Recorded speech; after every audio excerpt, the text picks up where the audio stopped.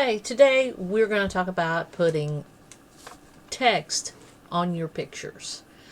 Now, some people like to do that with pictures and make them funny graphics for the internet, and some like to do it professionally. Now, doing text with Photofiltre is easy.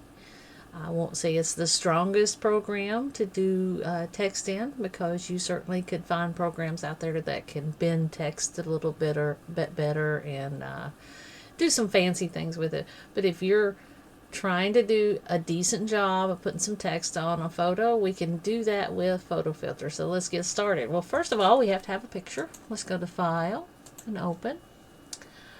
Let's choose... let's just get the welcome scan. That's a pretty picture. I didn't scan it, I didn't take it, but it's a pretty picture. Now the first thing I'm going to do, because this is a picture so brightly colored, is I want a place to put my text. I don't want it to get all muddled up in there. So the first thing I'm going to do is go over here to our tool palette on the right and click, let's just get a box. Let's click and drag till we get us a box.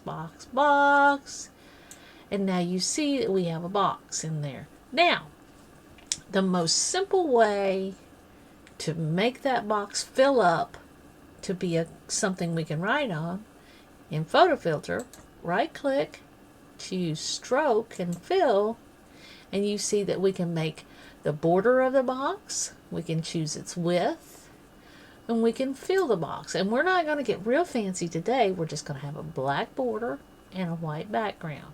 Click OK. Now I still see my jagged edge and I don't like that. So I'm going to go up to our tools at the top and choose Selection and hide that selection.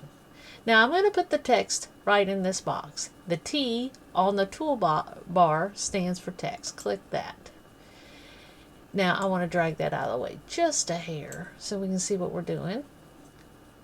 Up here where we have font, there are several fonts that we can use that are already on our computer. And we're going to go with something really easy like Arial. I can make it bold, I can make it italic, I can strike it out, which means put a line through it. We can underline it. We can do a lot of things with it. This is the size of it. And it'll kind of show you over here in your preview window what it looks like at that size. And for the record, let's make that 30.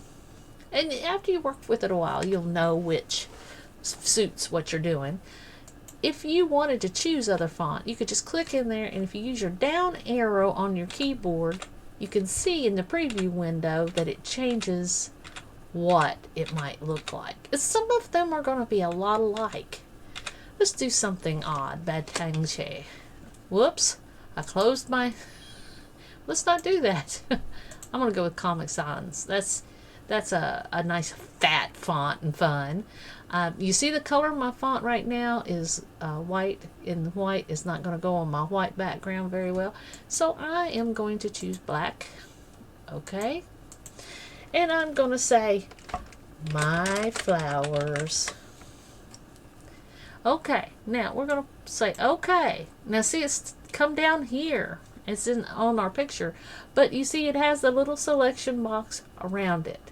So I can point my arrow at it, click down on the right click button of the mouse, and drag that up and lift up off our mouse. And there it is. See, the selection box is still around it. That means two things. One, it's still selected and you can work with it. And two, you haven't flattened it into the picture. So if we like it, let's just right click on it and validate the text. Now you see my flowers. And that is the most simple way to put text on a picture. Next time we might work with some of the more advanced tools, but I think that you can get it if you'll just use that text tool, and you won't need it. See you next time in another tutorial. Thanks for watching.